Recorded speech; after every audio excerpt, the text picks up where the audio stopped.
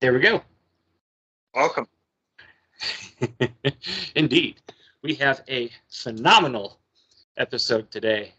Um, ring attire throughout uh, all the different eras of wrestling, ring attire in general, who wore it best, who wore it worst. This is really like a bottomless pit of conversation and of silliness, too. Where do we start, really? I mean, honestly, where do we start? Like we could talk about the different decades, but really, if you think about it and break it down, in each decade, each attire, each wardrobe was its own unique thing, and it was an important part of the overall presentation of the superstar, Yeah. in my opinion, this is where you having the good promo is great. Being awesome in the ring, great. You don't have that attire, that presentation, there's always going to be something missing. Yeah. Yeah. There's always like a three-part thing with your mic skills, your in-ring ability, and how you present yourself. I know in previous episodes we've talked about the Nature Boy Buddy Rogers and how he presented himself was a really big influence to lots of main guys Yep. headed into like the 70s and 80s and everything. Yep. I'm not as brushed up on wrestling history that far back, but from my understanding, it was maybe him specifically or that era where you started to see, as people might say, like a Hollywood style um, character coming out to the ring. Is that true? Yeah. And again, I go back to you could trace it back to two guys in the history of pro wrestling, especially when television first started.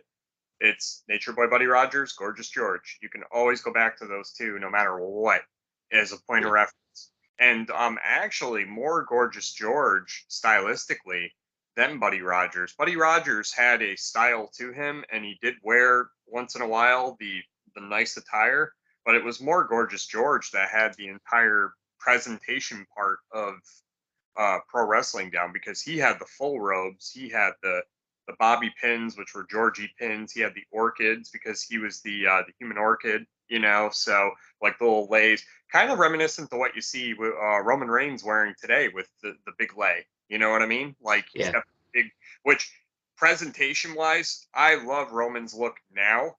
I I like the Shield look, and it served its purpose. But when it didn't serve its purpose anymore, when they were trying to make him a solo act, honestly, I think that was part of what was missing from his obvious mic skills, which were marginal at best. But once he got the mic skills down first and was confident enough in his character, then the presentation came where he's just, and keep in mind, he's just wearing like a lay, one of those big lays, and he's got the Shield pants and the boots, but he's shirtless now, and he's built like a Greek god, He sure is, yeah.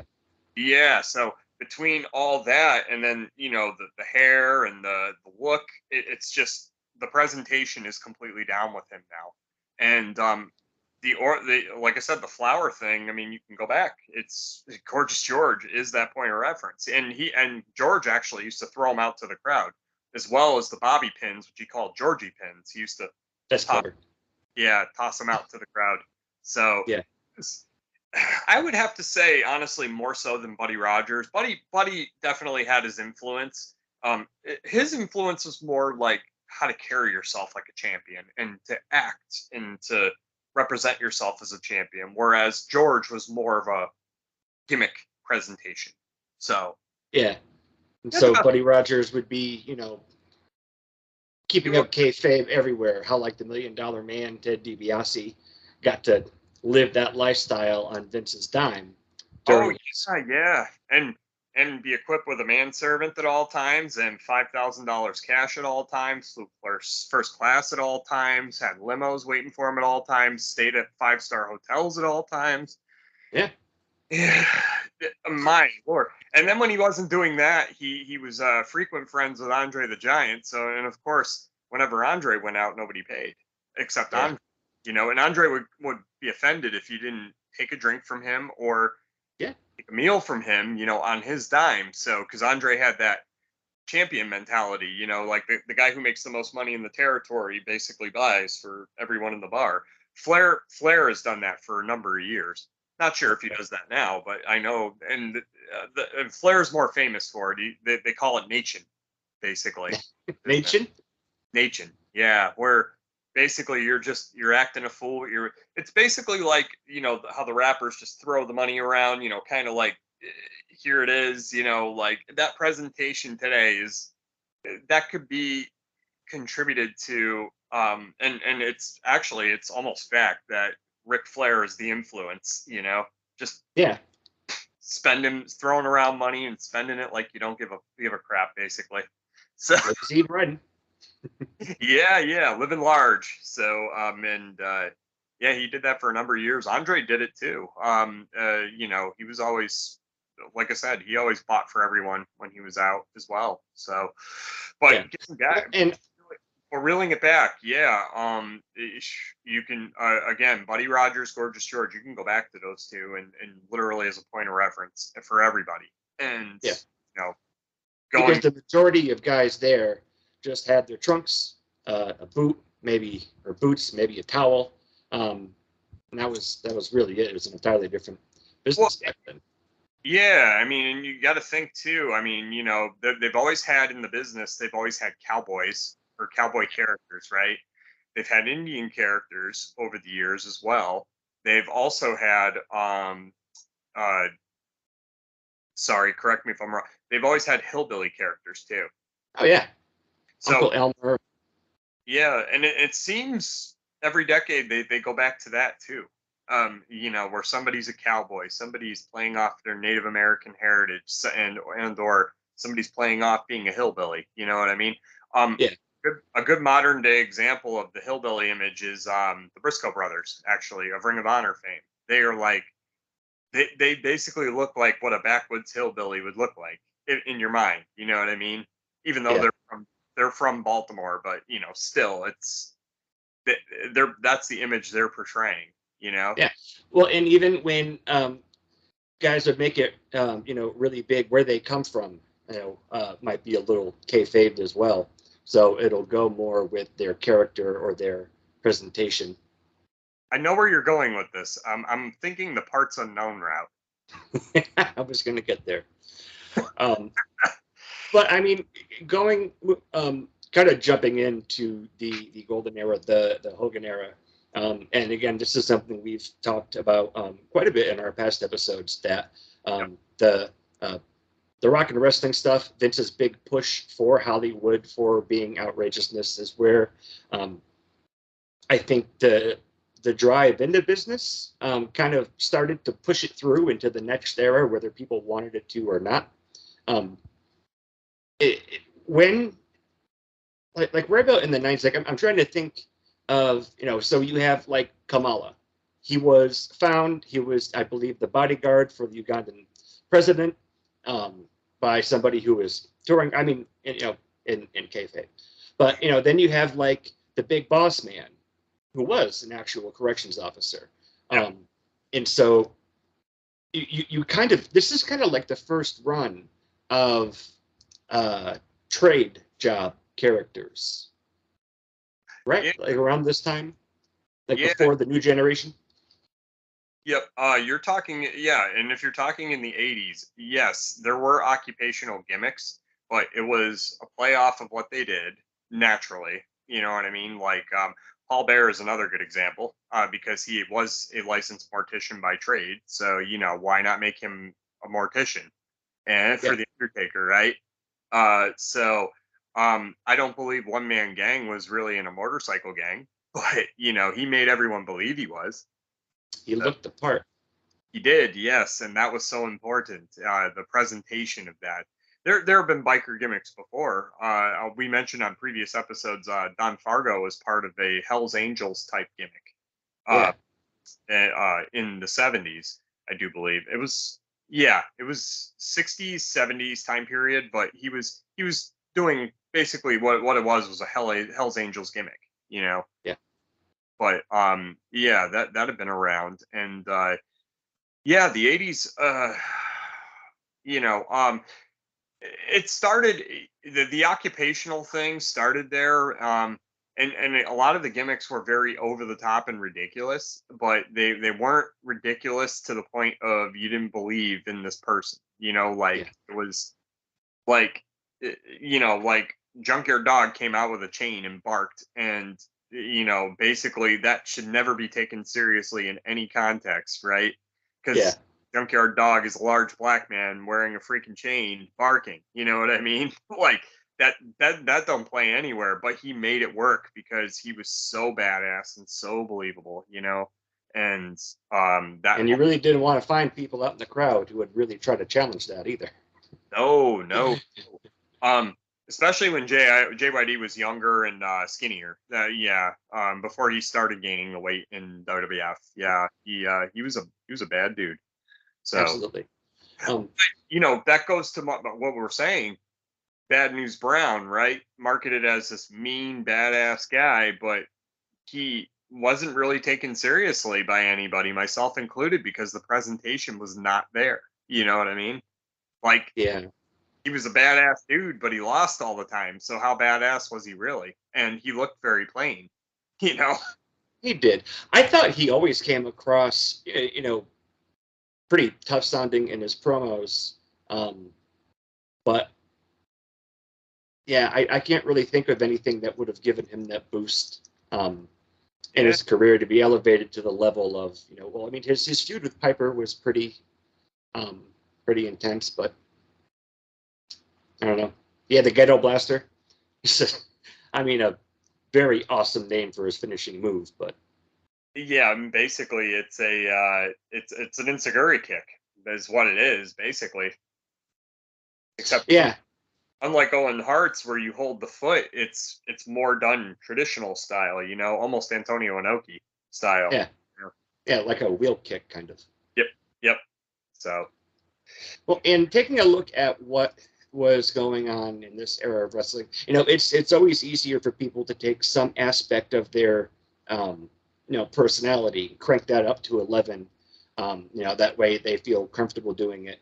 And I think you do see that within every era, probably a little over the top in the new generation. Um, I know I've asked you before about uh, people coming over from the NWA, WCW into the WWF at the time. Vince is really insistent on changing people's gimmicks, names, whatever it is, so he can hold the copyrights. Um, we'll touch on Dusty in a little bit, but what were some of the more drastic changes that we saw guys coming in and how they presented themselves and how they looked, in the mid to late 80s? okay, so the first glaring example besides Dusty Rhodes has to be the Red Rooster, really, because here's Terry Taylor, who is this young, good-looking babyface at the time, and pegged as basically a world champion. You know, if not a world champion, at least a solid upper mid card. You know, He's a contender. intercontinental. Yeah, yeah. So he and I say heavyweight because, you know, he kind of carried himself, you know, in a way where he was, you know, believable as a wrestler, right? You know, if you followed his career pre WWE, even post WWE, but he yeah, they bring him in and they put a gimmick on him, and first of all, they strap him with this rotten name, the Red Rooster, which, you know, unless you're a Rolling Stones fan, you've never heard that catchphrase ever used. Really, I mean, what is a Red Rooster? Does anybody know? I don't. Yeah, yeah, and then I'm glad they tried to save it by, like, you know, hey, spike your hair up and start walking and talking like you're a chicken, right? Yeah, strutting So down to the right. yeah, like what was that? You know, I can see that if they did that for the gobbledygooker, but you know, the gobbledygooker was a turkey, so it's, I, yeah, I don't know. It's I remember watching that live, and even being as young young Chad at that time just being completely befuddled and watching Mean Gene doing the best he. I've never seen Mean Gene caught off guard, at a loss for words, no matter who he's with, he's interviewing or anything. And even then, you have the gobbledygooker, and he just took it and ran with it. That guy he was a pro through and through. Yeah, and no disrespect to the guy under the costume, because that was Hector Guerrero, who later goes Yeah. on to he was a Spanish announcer for TNA, and he worked for WCW some as Lasertron, actually, which was another gimmick that was playing off of. It was a masked wrestler, and he came out with because laser tag was big back then in Yeah. the 80s. So they were playing off that in the NWA. It was their poor attempt at a gimmick there too. So he actually struck out with two gimmicks. But not to discount Hector, because he's part of the Guerrero family, and all the Guerreros can work. So, and Hector was no exception. He was Yeah. a great worker today. Yeah. Just That was just a really silly idea. silly. And if you actually go back and watch the pay-per-view version of that, I'm not sure if they kept it in the Peacock version, but you can hear somebody in the crowd in that whole segment. He's like, "This is stupid!" Really loud. But Yeah, you didn't hear a lot of that stuff from the crowd back then. I remember that, and then I remember from that same pay-per-view during Hogan's match, because he was part of that Hulkamaniacs team versus Yeah. what was it? What they and what was it? It was I'm not sure if it was during that first match, or if it was the match of survival. I want to say it was At the end. Yeah, the gimmick where they all came out at the end, all the survivors basically have one giant match. You hear a guy in the front row, he's hulks outside with his opponent, and you can just hear the guy. He's like, "Yeah, kick his ass, Hogan." Clear as day. Clear as day. I love wrestling. Yeah, okay. Yeah. I love it when it was pure like that, for sure. When very unsanitized by editing tricks. Yeah. Or we became jaded because of ECW. So. Yep. Yeah, I think that's a big part of me. I mean, everybody's critical of wrestling at any time in history, but sometimes it's really bad, and that jaded ECW and jaded Attitude Era mark inside me just feeds off that. Yeah. So again, staying around like the golden era, going into the new generation, so you start to see a lot of continuity. Like the referees were all smaller guys, so they can make the boys out there look more bigger and menacing. They all had the same little bow tie and a button-down shirt, but with the exception of a few cases with and not Jesse Ventura, but with Vince, there was a big push for continuity across all of their programming, with everybody, kind of looking the part. And this would be around the time where Vince is starting to syndicate his stuff around to other people's TV time slots. When was that? Like the Black Saturday, was it? Well, a little before that, because he, again, like I had said in previous episodes, he acquired the USA time slot due to the fact that Southwest Championship Wrestling, which is originally on it, which was Joe Blanchard, Tully Blanchard's dad's promotion. It was a promotion out of Texas, separate from the WCCW people or the Amarillo or Houston, which was Paul Bosch. Southwest was its own little thing. Actually, it was that time slot that they inherited, and that's where they promoted All American Wrestling, which that was where they had the cooperative with all the territories, until all the territories found out what Vince was doing, because he was poaching talent basically by, hey, this is good for wrestling. We're going to show all you guys, you know what I mean? And then not too long later, he plucks everybody for his vision of global dominance back then, basically. So, Yep. but that always started. he was always in syndication in some way. His dad had syndication with the old WWF shows, which were like the Allentown ones, where they would tape in Allentown every few weeks or whatever. When Vince Jr. bought it, he moved it from Allentown to Poughkeepsie, to the Mid Hudson Civic Center, which and then that's when that started. The Vince era started, Vince Jr. And a little bit bigger of a building, not by much. And yeah, he started presenting, and that was the show he sold to all the different syndicators or whatever. He would go into all Yeah. the different territories and basically offer to buy him out, or he would go to the television stations and pay them to be on, and then all of a sudden the territory was out. You know what I mean? Yeah. But Yes, like in a roundabout way, what I was trying to get back with the syndication and everything was there any thought given to the look? Not necessarily just like the uniforms of like the referees or anything, but any conscious effort to present the WWF in a roundabout way as the show that might have been on there. Like I've kind of wondered that, like when Vince is stealing everyone's talent, he's getting his stuff on there and it's being shown to replace the local promotions. If there is ever any kind of attempt to take the stamp of approval from there and put it on his product and try to pass it off as something else to the audience down there. Well, Vince always tried doing that, if you notice, because if he went into Minneapolis, he would feature Minneapolis talent. He went into St. Louis, same thing. He went into California, same thing.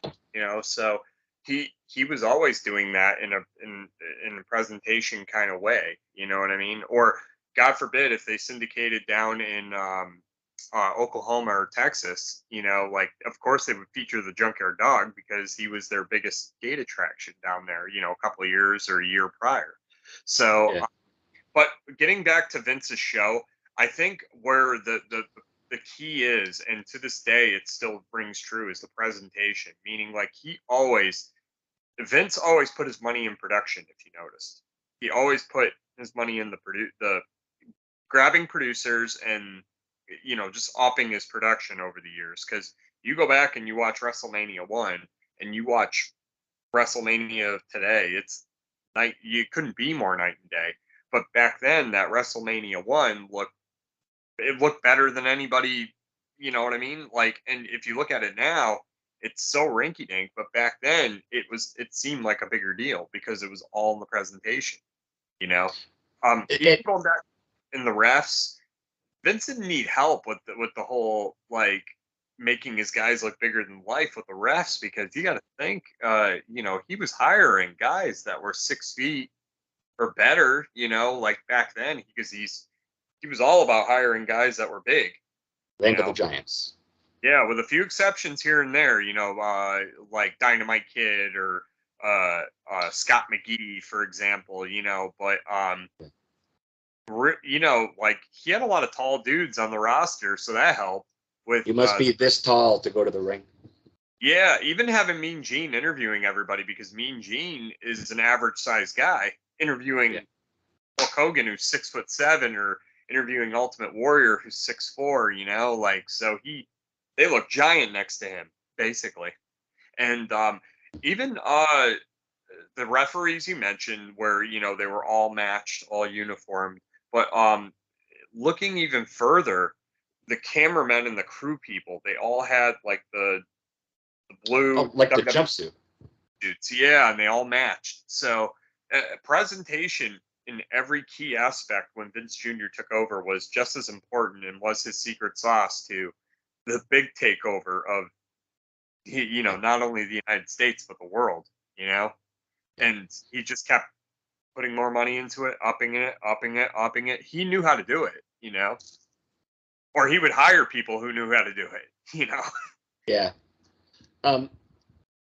staying around this era, what were some of the best costumes, outfits that we would see the guys wearing to the ring back then that really stuck out even more so than their character buddies in the locker room? Who were some of the people that were taking that above, beyond, and out the window and through the door? Okay, so Greg the Hammer Valentine, great example, right? He went to the same robe lady as well, one of the robe ladies that Ric Flair went to, right? Olivia Walker, who is Johnny Walker, Mr. Wrestling number two's wife, and she did his robe, Paul Orndorff's robes, Flair's, so Like the you sequin kind of. yeah, yeah, you can basically tell her work just by looking at what the wrestlers are wearing. So I think Greg Valentine, Paul Orndorff, who I mentioned, of course, Randy Savage blew everyone away with his Yeah. kicks when he came in 85 and a half. Oh my God, he had the big and of course that was by design, as we found out later, because Randy was not a big guy at all. Yeah. Tall in height, but not big in stature. So he had to do something else to present himself, and those capes work like a charm. So I know. And it seemed like he had quite a few different ones too. Like you may have some guys that, you know, have one style of outfit but they'd wear, but Randy's colors would change, his glasses, his hats. It was a very, I think, intentional pairing. So he could appeal to whatever. Like I can't imagine how much money he spent and how much of that stuff you just have to travel with at like all the time. yeah, he that's probably where the bulk of his money was spent, was on ring gear, really. And not so much like the gear he wore, because the gear he wore, if you remember in the early days, were all just basic colors with the three white stars, and he always wore the same yellow boots. So he always had the yellow boots. He always had like yellow knee pads, and then the trunks were always different, if you Yeah. noticed. So It said sometimes Macho Man with the stars. That's right. yeah, sometimes he'd have pink, sometimes he'd have green, whatever. I mean, those glasses back then were really cheap, so those were easy to obtain. But when the style later in the late '80s, early '90s progressed, that's when his stuff got more expensive. He actually went to a guy in Florida who designed for a lot of like rock acts, you know what I mean? And he got uh he that's where like all the stuff came, like where Like the he inspiration for the different styles of jackets and everything. yeah, he well, and then later he had the jacket, if you remember, because he stopped wearing the capes, but he had like the coats with the big tassels, which basically took over for having the big robes, and the cowboy hat, which he yeah, he rocked that cowboy hat. It would look ridiculous on most people, but not on Randy. Just like Macho across the sunglasses would look ridiculous on anybody else but Randy. Yeah. The And clothes the clothes he wore, it would look ridiculous on anybody else that wasn't Macho Man. They were custom made for him, you know? yeah. But even like after his career-ending loss to the Warrior, where he made made a trip to the commentary desk, every time they'd go there, he's got his glasses on, he's got his hat on. He never dressed down, even behind the microphone. He was always on point with how he looked. Right. And even if you remember this, when Jake's Cobra bit his arm there, he was wearing a merch shirt, like with, he cut the sleeves and he put beads on it, and he had the whole like reinstate Macho Man was in like, bedazzled in the back. It was Yeah, it was a basic $20 shirt that looked like it could have been like $150 back then, because of the way it was all decked out. The way it was yeah. decked out indie style. He just took a regular merch shirt and turned it that way, But Yeah, but that's my point. Presentation was everything with that guy, and Well, and it also seems like the guys who did put that type of effort into their appearance, I it seemed like that same attention to detail, kind of bled over into their performance. Randy was just so meticulous with everything he did. Um, and you notice like Miss Elizabeth too, not to discount her, yeah, she always looked like $1 million too. She always wore different sequin dresses. You never saw her in anything but a dress, and it was always just very glamorous, but not over the top glamorous. It was glamorous enough. You know what I mean? Like yeah, there wasn't a lot of work. Like Elizabeth, it was like I always call it like it's a lot of effort to look like you don't try. You know what I mean? yeah, That was Miss Elizabeth, in contrast to Randy, where you could just tell he tried, with everything, you know. yeah. Uh She Warrior, made it look easy. yeah, yeah, and Warrior was the same way. If you notice, he adopted a lot of Randy's style as far as, just at first he was just wearing different colored trunks with the different arm tassels, like all color coordinated to that set outfit, And then later he adapted in the late 80s, early 90s, he adapted the airbrush look, which Yeah. just because his airbrushing looked pretty over the top.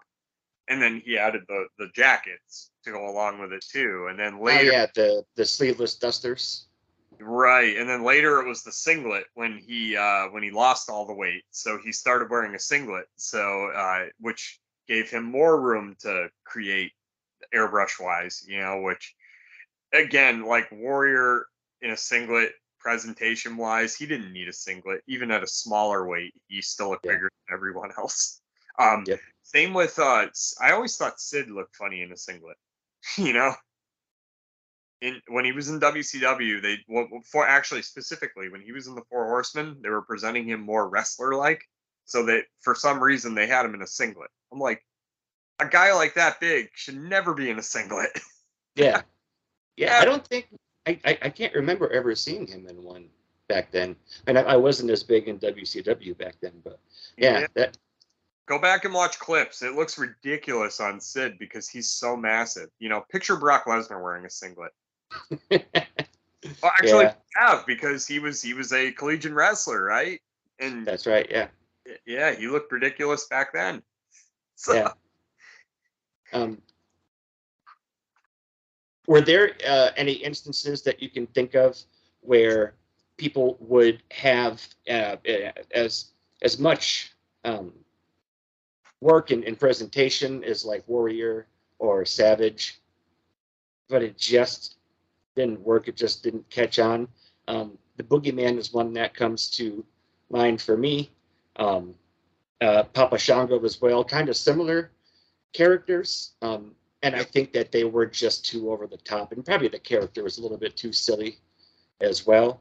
But those are two guys that seem to have a lot of attention to detail with what they wore to the ring.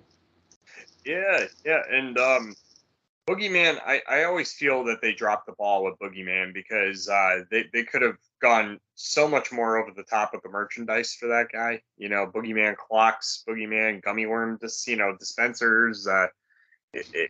Just you name it. They could have done stuff with Boogeyman. Like merchandise wise. Papa Shango, they did a little bit. Of course, when he changed his gimmick into the Godfather, that was more of a cash cow for him. But Papa Yeah, Shango is it's still well beloved. Those voodoo gimmicks were see a lot of the American public back then did not get it, but now that we've had shows like American Horror Story come out and other stuff very similar to like that kind of show come out where the character presentation is there, people can understand it more. Back then in yeah, 92, it looked a little out of place. you know yeah. And like I said, I was trying to think of people back then who had a lot of effort in there, but it was just, probably lost on me, but maybe lost on a few other people. Um, yeah. Well, that they're not the only ones. I mean, let's see. A Repo Man. What is a Repo Man? And he was more of a burglar than a repo man. Yeah, and what's funny is Barry Darsow himself said the inspiration for that character was the Riddler from the Adam West Batman, and I can totally see it. So, Yeah. um, it, it, but it came off more like the Hamburglar to me. There you go. Not to be He confused sure did. with Hurricane Helms later with the skits with him and The Rock, where The Rock called him a Hamburglar, but Yeah. which was hilarious also. But I felt he reminded me of the Hamburglar back then. Repo Man did. Yeah, especially that black burglar mask across the eyes. Just the way he carried himself. I mean, like, jumping around and looking around and I know, like he'd come out and like burst through the curtain. It's all hunched down, just looking around. He was go that back. was Have you watched Royal Rumble '92 recently?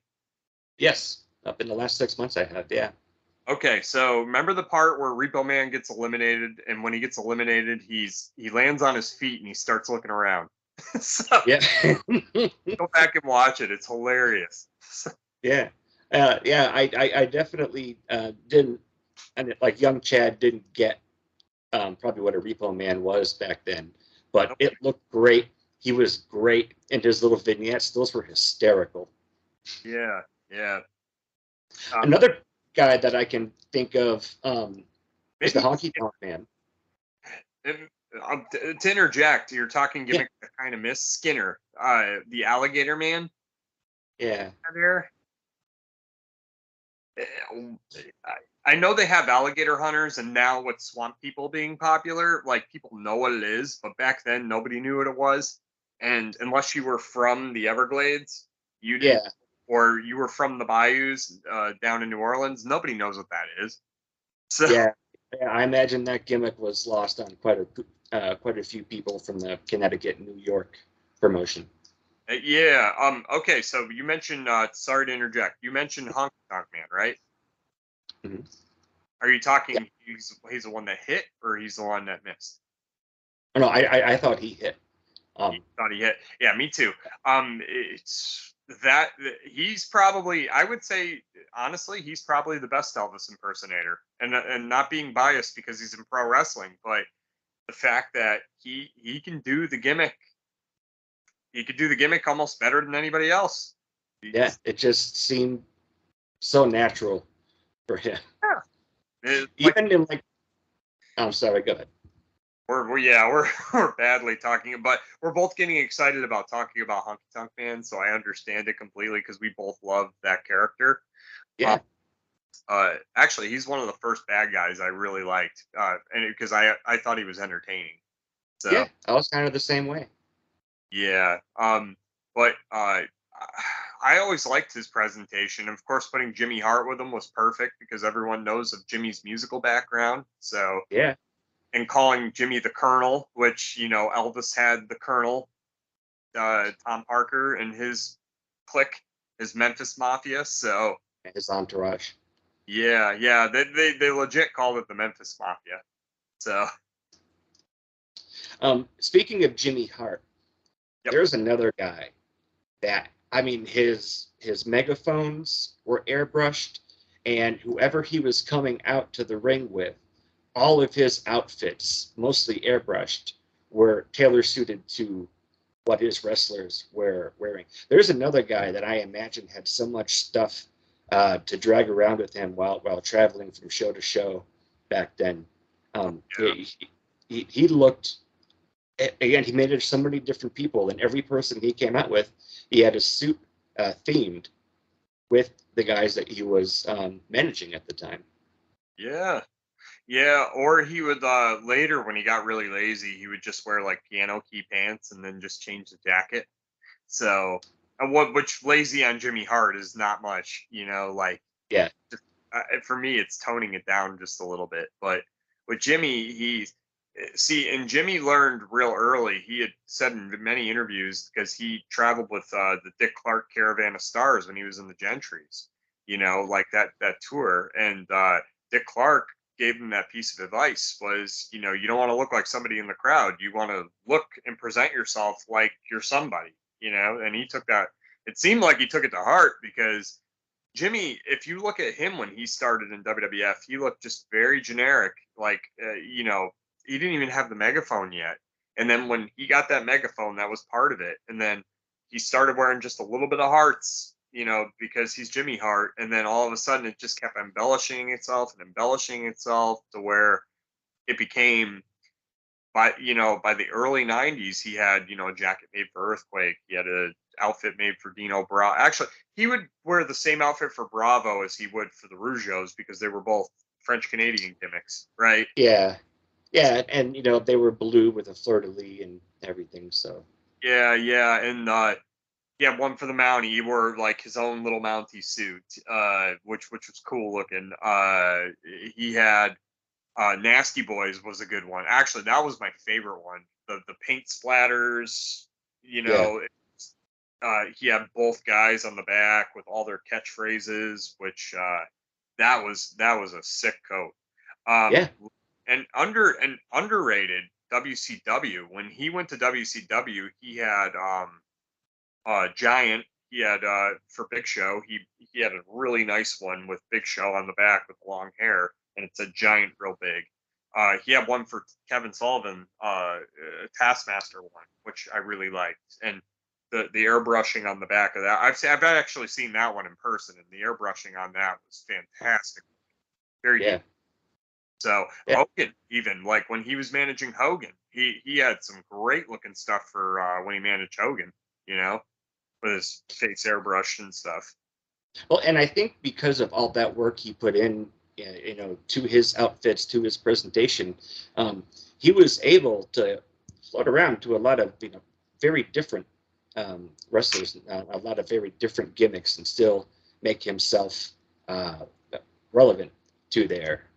Even though he's a loudmouth at the megaphone. Um, the foreign object's going to get thrown into the ring. His guys are going to use it and either, you know, steal a win or get DQ'd. But he floated around quite a bit, and he always, uh, like you said, just matched whoever he was with, and he looked great. You know what would have been awesome? This is a hypothetical, but Jimmy managed the Hart Foundation, but I think he managed the Hart Foundation a little too early or they didn't think of the Sergeant Pepper jackets while Jimmy was in the group, right? Because Yeah, imagine Jimmy with his own little mini Sergeant Pepper outfit, like kind of like how Bret Hart and Anvil had. Anvil, I'm glad Anvil. Remember when he had like the pink cap? yes, I do. Like little beret, like a Just the leather beret. Yeah, which again, it would look ridiculous on anybody else except for Jim Neidhart. You know, Yeah. What event was it where him and Brett dropped the titles to the Nasty Boys? That was WrestleMania SummerSlam. It was WrestleMania 7? WrestleMania 7.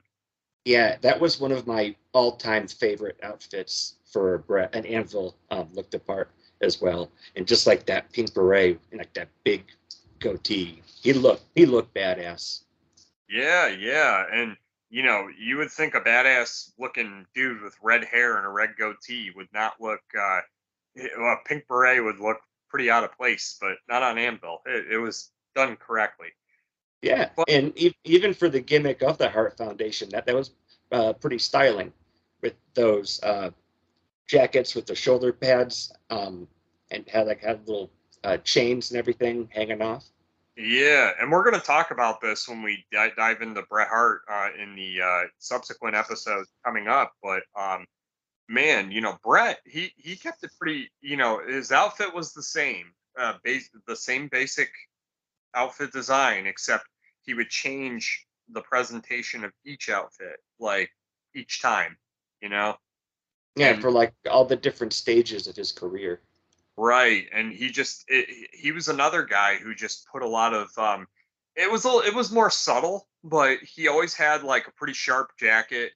The basic look was the same, but the presentation was always different. So he always made sure to change the tights. He always made sure to change the jacket up, you know, and keep that same basic look that everybody remembers, but change up different designs. So. Yeah, kind of adapt it to wherever the business was um, when he was performing. Yep. Except for Survivor Series, that one time when he wore the pink singlet, but it didn't have legs. It was cut off because that's what all the Hart brothers were wearing. Yeah. That just looked very out. That looked out of place on him. It You sure know. did. See, where Tim and I are at in 94, 95, in the earlier parts of Brett's run as world champion, he had, it was like paint splatter. They were all black with the pink design, but like little white paint splatters on. That's one of my all-time favorite looks that he had. I liked his ones towards the end where he started incorporating the heart was right in the middle instead of on the side. It was right in the middle, nice and big, and it was the skull, almost like what you have on the back, where it was missing the teeth. I always Yeah, liked that look, and then they kept that same design for all the Heart Foundation for the jackets, basically, yeah. and just have all different names like Owen, Bulldog. Everyone had one except Pillman. I was So just gonna say Brian was the only one that didn't yeah, have one. yeah, but Anvil, etc. But I always liked that look, that uniform look. But I Yeah, guess when it pertained to Brian's character, it kind of went with his character where he's a loose cannon and he doesn't dress like anybody else. So yeah. He doesn't. I don't think of somebody who conforms when I think of the loose cannon. yeah, he took that gimmick pretty seriously and Yeah, as hard as he could. yeah. And we've talked a lot about it. Um, one of my I think one of the best parts of that was when he was messing with Bobby Heenan when he was commentating, and Heenan flubbed up with the F bomb Yeah, on TV with him. that was on a Clash of Champions. Yes. Yeah, that was funny. And it's just and because Heenan's one of those people that you really never saw him at a loss for words or stumbling when he had a microphone in front of him, and so it was kind of weird to see him again, very befuddled, but also irritated and kind of pushed out of his comfort zone with what Pillman was doing with him. Yeah, and I mean, unbeknownst to the average fan back then, but you didn't know that Bobby had surgery on his neck not that long before that, finally, and he was just watching out for his neck, so he didn't know who's going for it. He didn't know Brian was behind him, because commentators, despite that they're ringside, they're paying attention to the monitor. They're not paying attention to the ring. I don't know Yeah, any good commentator that pays attention to the ring. You call what's on the monitor. That's what makes a great commentator. yeah. So Well, and that also helps. I know in the early days of Raw, um, they Vince would have guys record their commentary, even though it wasn't live. They called it as if it was live, and I thought that actually worked really well to kind of just making you forget that it's not a live event because being live wasn't as big a deal back then. I don't think. no, just putting together a show was the emphasis on live didn't really happen until Nitro came out, and where they had this unlimited budget to be live every week, seemingly. And then Bischoff started to give away uh, the card for Raw. Yeah, and you would do it almost on a weekly basis, and not. I guess it was fun as a fan to have kind of that inside knowledge, but it was kind of a dirty thing to do, Yeah, kind of a little yeah, bit dirty tactics. But Vince wasn't opposed to pulling his own dirty tactics, so yep. you know, hey, What's good for the goose? he was fighting fire with fire, basically. Yeah, and right around the beginning of Nitro is where um, I remember the vignettes building up to Goldust debuting. Mhm. I also remember the vignettes with Mankind, two guys who were given, in my opinion, some pretty drastic looks that hit it out of the park. with whatever Yeah, their character was trying to accomplish. yeah, that original Gold Dust run was very ahead of its time. I think it was a little too ahead of its time because that was an Attitude Era gimmick placed Yeah, in new generation, new generation context. But if you didn't have gimmicks like that, there wouldn't have been a push forward. Like yeah, so you're kind of like you're kind of caught between a rock and a hard place on that one. Like it was revolutionary, but at the same time, it's like because when he did it again with the Attitude Era, it didn't have that same sting. It didn't have that same cachet as it did in 1995, 1996 when he initially did it. yeah. Like the artist formerly known as Gold Dust. Yeah, yeah. It was just done for shock's sake. It was, by that point, and we're talking Mankind was it was a presentation change that Vince, he was very fond of saying with Mick Foley. He didn't want to hire him ever. He finally hires him, and then he's like, "All right, I'm gonna hire him. I'm gonna bring him in, but I don't want to see his face." So, and that's not the first wrestler he's done that with, too. Apparently, with Christian, he was so offended by Christian's face. He would call Christian's face very ugly, and he wanted to do like I guess at one point Vince wanted to do like the gimmick where they have like the circle over your face, uh, like uh, almost like blurring you out, Oh like yeah, yeah, like a circle. He wanted that on Christian's face because he found his face so offensive looking. wow. I did not know that.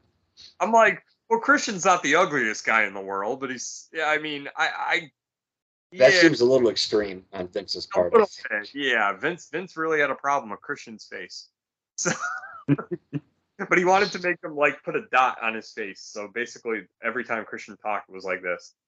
Just picture a It's dot. like it's like part of a gimmick or something. Yeah, like that's ridiculous. Um, Mankind's mask stuck out. Usually masks back then were, the lucha libre style masks. Mm. I really can't think of any other mask that stuck out. I mean, like some of the guys from Japan, but in Vader, the W, Vader sticks out. Vader. yeah, yep, Yeah, like before Mick, you had Vader, and if you remember, Vader started with a full mask, and then he progressed. He got the mask that we all know now, and yeah, but yeah, but Mankind's was different because it was made of all leather, like it was yeah, a thick all leather mask. yeah, and it wasn't like this symmetrical matching thing. It seemed very kind of thrown together, and this really kind of dark, sinister look to it. Yeah, and it worked for that character, for what that character was trying to accomplish, as far as being this. Again, when he first came out, people did not know how to take him as that character. Yep. Yeah, he did a great job.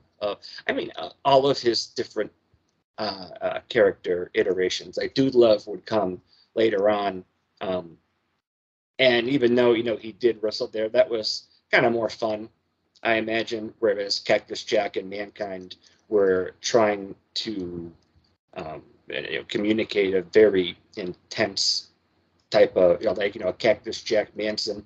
Tim and I just did an ECW show where Cactus Jack was there, and back in '95, he had that Charles Manson uh, air to him really well. Yeah, and he was known in both in I think in Continental and Texas and in early days of his first run in WCW. This was '89 through '90. He was known as Cactus Jack Manson, and Yeah, yeah, in Continental and in World Class, he would come out to Helter Skelter. So to play off that. yeah, I didn't know that. That's brilliant. Yeah, yeah. So that was cool. And then later in ECW, he come out to Born to Be Wild, which next to Welcome to the Jungle, it's probably the most overused theme music, I would say. Yeah, Right? kind of generic. Yeah, I mean, somebody came out to that. Oh, it was Bully Ray came out to that in Ric Flair's last match. Came out to welcome. I'm like, come on with this welcome to the jungle stuff. My God, you know. I just Yeah. like I was just in Charlotte last week. There was an indie show because they do the event, but they also run. They have their indie event that happened Saturday night, and somebody came out to welcome to the jungle then too. I was like, what the heck? I like the song just fine, but my gosh, like that doesn't have to be overused. Yeah, overused and a little dated for the indie scene today. I mean, it surprised me. Come out to the final countdown like Daniel Bryan did. You know? He was one from. I'm not super familiar with this stuff in Ring of Honor before we came to WWE. His attire just went from like the brownish red trunks. He had a jacket once, but he would just turn into like a caveman. Yeah, and he's done that a couple times. So where he accredits it to laziness on his part because he didn't want to get a haircut or shave, right? So that's what added to his look. And actually, he was known as the American Dragon in the real beginning of his career, and came out in like a dragon mask and like Oh, mask. And it's progressed over the years. The red, that maroonish red that he wears is it's a tribute to William Regal, which is ironic because now he's in Regal's clique in AEW there. So that's got to be awesome for him. yeah. I Daniel, yeah, he always kept. If you notice, he always kept that red going too, like the maroon red. He always incorporated that into his. I think there was like maybe one time he wore like a Seattle Seahawks kind of inspired gear, but for the most part, he always kept that same gear. Yeah, and it worked great. It still works great for him. Right. And then speaking of wearing sports jerseys to the ring, that was always a great way for some villain to get cheap heat from a crowd. Yeah, Wear like an opposing team's jersey out, and then grab the microphone and just start trashing the baseball, football, or basketball team from that area. yeah. Or the whole reason, like we talked ECW, Shane Douglas. I mean, he always wore, if you notice, he always wore the Pittsburgh colors. So, Yeah, and was very proud of wearing the Pittsburgh colors. Whether it be for the Pittsburgh Pirates or the Pittsburgh Steelers, he wore that gold and black all the time. So it worked right. And um, that was the only time I know of the triple threat time. That Bam Bam changed up his color scheme. He went to the gray, white, and black flames instead of the traditional ones. And I thought that it was very simple because I've only seen him in that uniform get up, but it looked really cool. yeah, and it flowed with the other two, which Candido wore. He had the no gimmicks needed. He wore black tights, black boots, all that stuff. But he would dress up the black tights every once in a while with a design or whatever on it. So, um, but Shane was the always very Pittsburgh proud, always, and he had the move that was called the Pittsburgh plunge, which basically was like a weird fisherman suplex kind of thing. And yeah, you had that. Also, you had when John Cena was the rapper John Cena. That was a great example of wearing teams either to get a reaction negatively or positively. So when he was a heel, it was always negatively. So Yeah, the I think, doctor of economics. yeah, I remember the Backlash 2003. I was there, and he came out in full Yankees gear, of course, in Worcester. So yeah, Yeah, that would raise a little ire in the crowd. But everyone knows he's from West Newbury, so that wasn't true to what he felt. But it you was. know, Yeah, it's a great way to uh, have your opponent endeared to the crowd, hoping that they'll, you know, stomp your guts out in the ring. Yeah, and later on, CM Punk played off that where they had a Night of Champions, I do believe. I think it was a Night of Champions. They had he was against John Cena in Boston, and Punk comes out in his Yankees inspired gear, which it had like the full pinstripes and everything like that. So, and Punk's another one.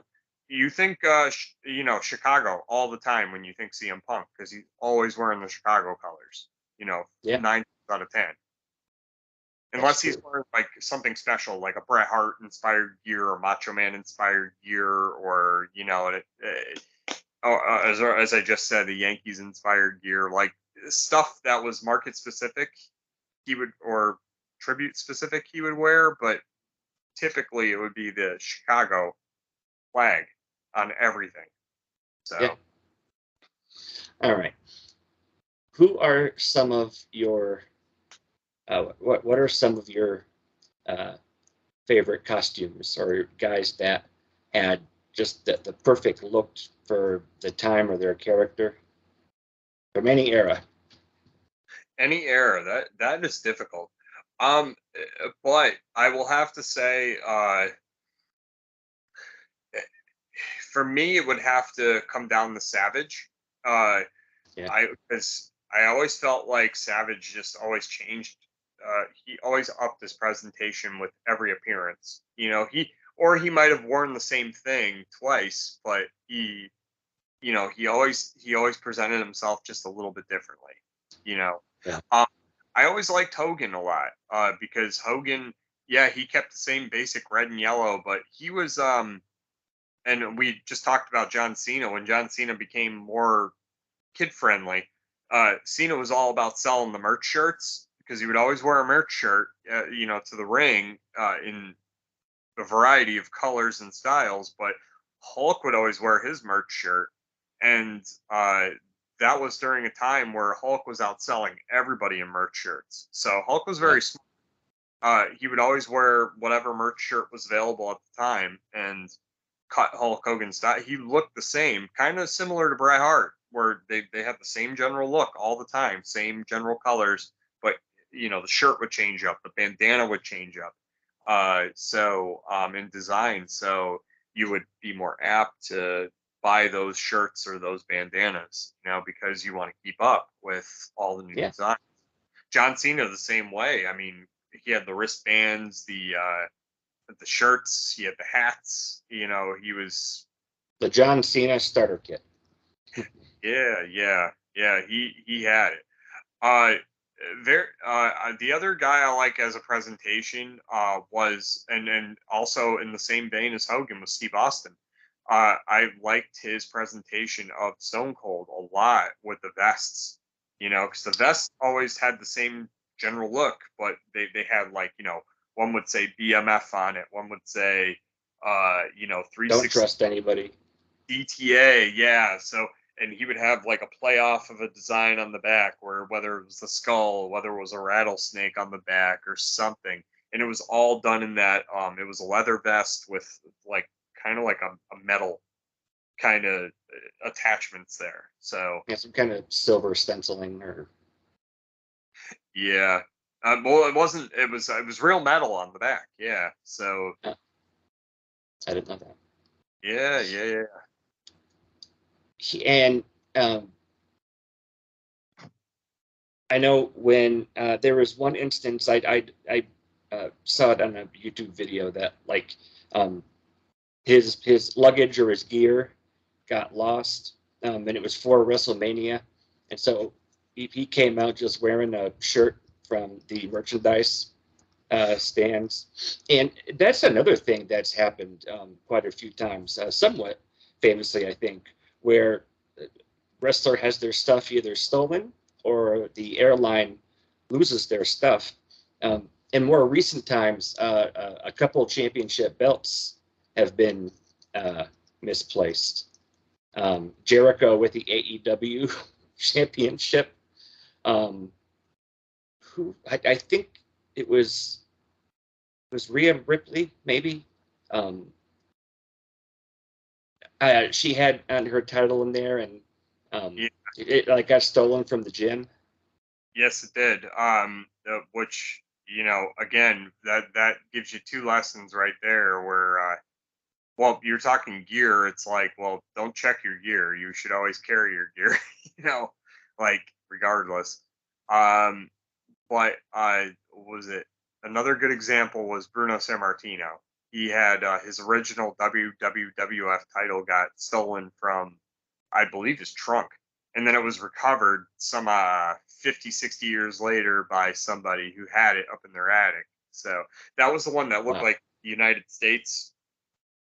It Yeah, was shaped like the United States. That was Bruno's world title, and that was the one that got stolen and was stolen for a number of years, and then they finally found it, recovered it, and I believe now it's in the WWE archive yeah, vault collection. But yeah, stuff like that happens more often than you think, actually. yeah. Um,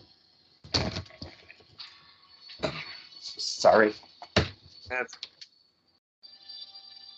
we can cut this out in editing, What's that? so we can chop it. We can chop and edit. So Yeah. Well, I have my phone on mute, but my alarms play through there. I know. I believe there's 2 times that Brock Lesnar had to wear a belt from the merchandise stand because for whatever reason um, he didn't have, uh, the WWE Championship. I think once was with the Universal title, and I only found out about this because one of the belt groups that I belong to on Facebook were talking about it. Like they were putting up pictures of what he was wearing that day and pointing out all the differences that this was a toy belt, not the real one. But I would imagine that nowadays with mass-produced championship belts, I'm sure that's had to have happened a lot more than we think. the one, it's funny you mentioned that. The one I remember probably some 12 years ago now when Swagger won the world title. They did a tour over. This was post WrestleMania 2010 time frame, and then they did the tour of England like they always do, right? And then they came back to the States. Well, Swagger's luggage did not come back, neither did his title belt. So uh, he was wearing for a couple weeks. He was wearing, and it was so blatantly obvious. He was wearing a toy belt for a couple A weeks. Figures Inc. A belt. Figures Inc. Well, yeah, one of those like crappy Figures Inc. belts, because you look at the real one, even WWE's real one, it looks nice, but you look at Yeah, this for at least a week long period, that was awful looking. yeah. See, um, Well, and as much as I love those titles, those were the first ones that were kind of, getting stamped out. So it was really cool to have them, but some of them were noticeably just cheaper looking than the real thing. what made them cheaper looking was the fact that, like, especially with the big golds, and well, maybe it's good for framing, but they're just so flat. And you picture a belt, they're not flat. They have a curvature to them, natural curvature, Yeah, because it's made to fit around somebody's waist and stomach. So yeah, but like when Flair wore the big gold belt that Conrad owns, there's the Vegas one. yeah. There's a notch on the top. If you look on the top part, there's a notch that goes in, like inwards towards like your stomach. That's how you can tell it's the real one. So uh, That's you can look again, but like if you go back and look at footage, but yeah, the little notch on top is what makes it the real one as opposed to all the recasts. yeah. Well, and I know the winged eagle that Brett won off of Flair. One of the wings on the eagle had the edge of it broken off. Yep. Kind of noticeable because they used that one for a while, and if you wanted another one of those, you had to call Reggie Parks and he had to make you one. Um, but little things like that gives some of the historical belts character and sets them apart from the things that were made in a shop nowadays. were, really significant and made them special and made them different. Yeah, like Flair's the NWA belt, the Dome Globe before the Big Gold. If you look at when Flair has it, it's an absolute mess because it's missing a whole bunch of pieces and all that stuff because it had been through the 70s basically, right? Harley, Jack Briscoe, Flair, 70s and 80s that is. Kerry had it, and carved his initials in it. Um, very He subtle. did. Yes, in the 10 pounds of gold book, they actually show close-ups of the title that Flair owned at one point. Now Triple H owns. It's hanging outside his office, but you can see it. It's very subtle, but you can see KVE in the belt. Yeah, Harry holds That it for 2 weeks and he carves his freaking initials in it. That's awesome. Yeah. What are some of your all-time least favorite get-ups that guys have worn out to the ring, even if it was a one-off? What are some of the biggest stinkers in wrestling? Okay, this is a good question. Zack Ryder, Matt Cardona, who I respect and like a whole lot as a performer, and he's great talent. But when he first went solo, he had the one pant leg with the Yeah, tight. Oh, I did not like that look at all. I don't know what he was going for with that look, but maybe it was just for action figures or whatever. But I don't just to know. make yourself stick out. Maybe, but that wasn't a good look for him. I never liked it. Also, I don't know if you remember. I think it was. I want to say it was Julio De Niro, or yeah, it might have been Julio De Niro in ECW. He later became, I think, he was Jason Jett in WCW. He had, they were tights, but they were like, they almost look like garter, like like how a woman would wear thigh highs and they have like the garter, but it was the Yeah, tight form. That was a little disturbing. Billy Gunn took that same concept in TNA. He did the same thing, but he had like bell bottoms on the bottom. It was very strange. well, and around like the Attitude Era, like I think of Sean and Brett, both have kept pretty much the same style tights they have, and there's just been they just adapt to kind of keep with the times. And then everybody's talked about where Sean won the world title with the unfinished poop brown tights Yeah. in the Elimination Chamber. Yeah, I remember watching that and thinking that design was very strange, even for Shawn Michaels. Like, Yeah, Shawn has worn some strange designs in the past, you know what I mean? Which, again, it doesn't work on too many people, but it works on him, right? Uh, yeah. but that brown did not work in any. No, And he that. had that weird little bob haircut too. Yeah, that didn't help either. Um, No, there was another. Okay, so Mantar. What was that? yeah, yeah. And that's the thing. That thing he wore to the ring, that had to have cost a fortune. Yeah, because it was a mechanical. What was it? A bull or a moose or whatever the heck that thing was on his head. Yeah, it was a play on the Minotaur, so it was like a bull, and that missed quite a bit by a wide margin. I'm surprised when Bull James wasn't in NXT that they didn't make him wear that. His name was Bull, like, and he is big Yeah, in stature. So I am honestly shocked that he didn't wear that. it's like a rib or like a callback to. Yeah, yeah. Um, least favorite. I want to say, okay, this is kind of like it's general, but and I'm gonna exclude Raven from the list because you know where I'm gonna go with this. Guys who wear the cutoff T-shirts with the shorts, the cutoff short designs, which that was done completely to death after Raven. Raven was the Yeah, first to do it, and then it was just done completely to death after Raven. Where it became synthesized was probably when Just Incredible started wearing the same. He basically wore the same look, except he had the tights, Yeah. the shorts. So he changed it up a little bit, but for all intents and purposes, it was the same look. So, but Yeah. Raven started a bad trend with that because that then other wrestlers for 10 plus years, maybe longer, could hide their bodies like as horrible as they looked in the t-shirt, right?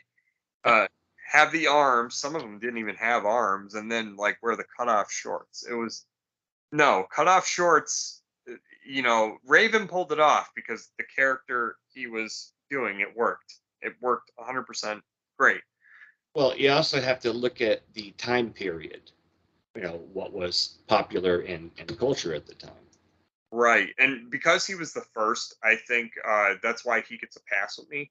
But everyone else, no, it didn't work well. In my opinion, you shouldn't wear cutoff shorts unless you're a moondog or a hillbilly. Really, you should. Well, and you had Raven, but then you had in WWF, the Headbangers brought out that punk thrasher kind of, kind of look, and I think it worked with them. But yeah, and they wore kilts, which they called skirts. As opposed to Roddy Piper, who wore a kilt and very proudly called it a kilt. So yeah, they were like a anti-culture type thing. Real men's wear skirts. But that gets a pass with me because they still wore traditional tights underneath. They presented themselves alternatively, but they didn't wear the cutoff shorts. Not until much later, anyway. So yeah, and even staying in ECW, they were always edgy punk rock kind of stuff. But like you said, guys who didn't quite have the physique to fill out a singlet, Balls Mahoney, who I love and everything. But even in more recent times, Bray Wyatt, during some of his time in the WWF or WWE rather, had kind of a play on that as well. yeah, in more recent memory too, Boogs. Is it Boogs?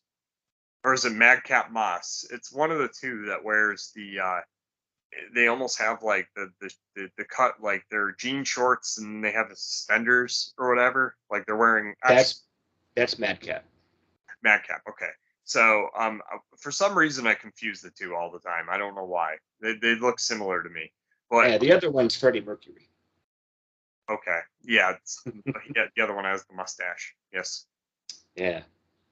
But yeah, that what was it, suspender and the jean short design there. That's that could be a little unappealing. So. Yeah, and one of Tim's favorite ring gear, Jeff Jarrett and Eric Bischoff teases him all the time. He looks like a dick dancer. Oh yeah. The I've never seen that outfit on anyone else but him. It's so if you can so as unpleasant as that outfit can be to the eyes, you can't picture anyone else but Jeff Jarrett wearing it. So it worked on that level. It doesn't work for you in a pleasant factor. No, personally, I liked Aztec Warrior Jeff Jarrett. I like the Jeff Jarrett now, and the Jeff Jarrett look that's been since 1998, with their shorts. Yeah, that looks great. I did not ever at any point in time like that design, that Dick Dancer design. Yeah, no, I never liked it. Nope. So. And to close out, I went online and I was trying to find like either a list or a compilation of all of Triple H's, really ornate and elaborate costumes in some instances, like for his entrance that he wore to the ring. And thinking about, he had 3 theme songs from Motorhead. There was the one for Evolution, King of Kings, and The Game, all from a very, very high profile group like that. And some of his WrestleMania entrances were so over the top, good and bad.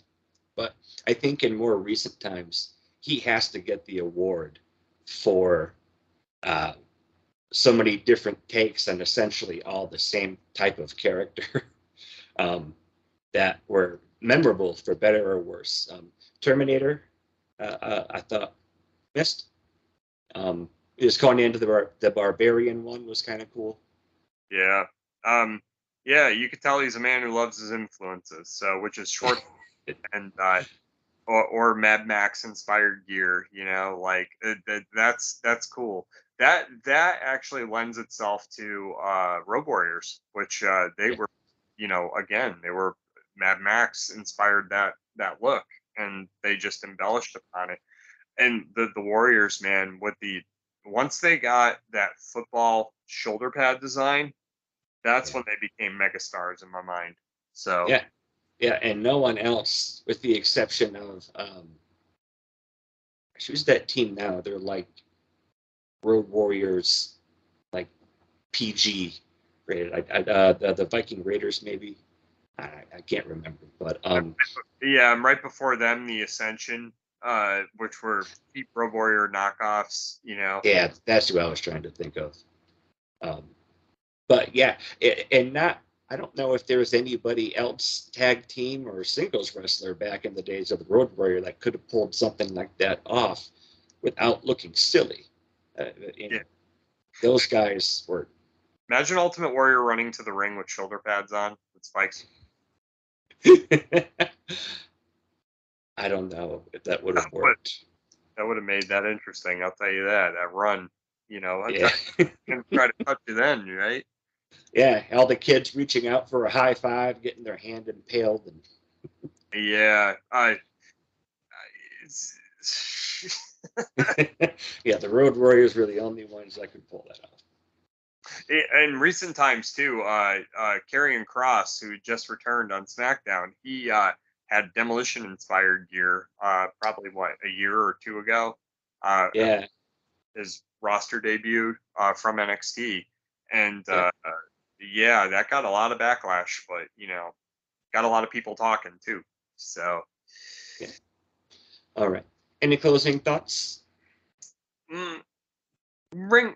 With my closing thoughts, I think Ring Attire is. I mean, we can go down so many. This could have been a 4-hour episode about Ring Attire, but the it again, like I had said in the beginning of the show, it's one of the most important parts of the overall presentation of a character, and whether you take that character seriously, whether you take that character not seriously, what you wear and your ring presence and your that that outfit, what I mean, that presentation is immediately what gets you watching. And whether it's good or whether it's bad, good meaning like who we just mentioned, Road Warriors, bad meaning Jeff Jarrett. you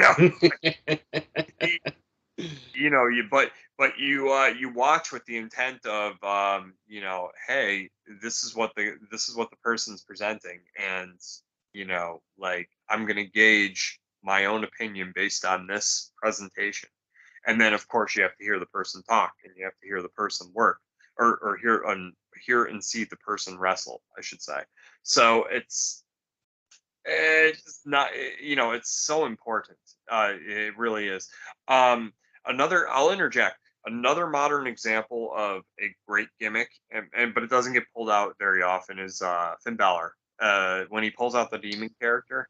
uh Yeah, it's one of the best presentations. And at first it was only for big shows he would pull out that demon character, like where he's pushed too far, he has to come out as the demon, and he works completely different, right? As opposed yeah, to the regular Finn Balor presentation. yeah, But like a Jekyll and Hyde kind of thing. yeah, yeah, and for that purpose, I mean, that's cool because you don't see it very often. So that's almost treated as like an attraction. So Well, and with there's only a couple rare exceptions. You had the demon come out, but it was never silly. no, Again, with like a few rare exceptions. right. Whereas we talk Bray Wyatt,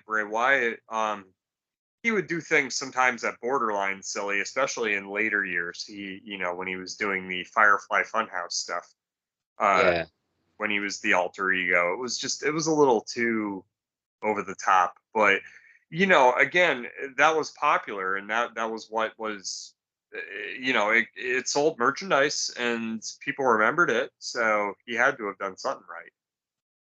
that's right. All right.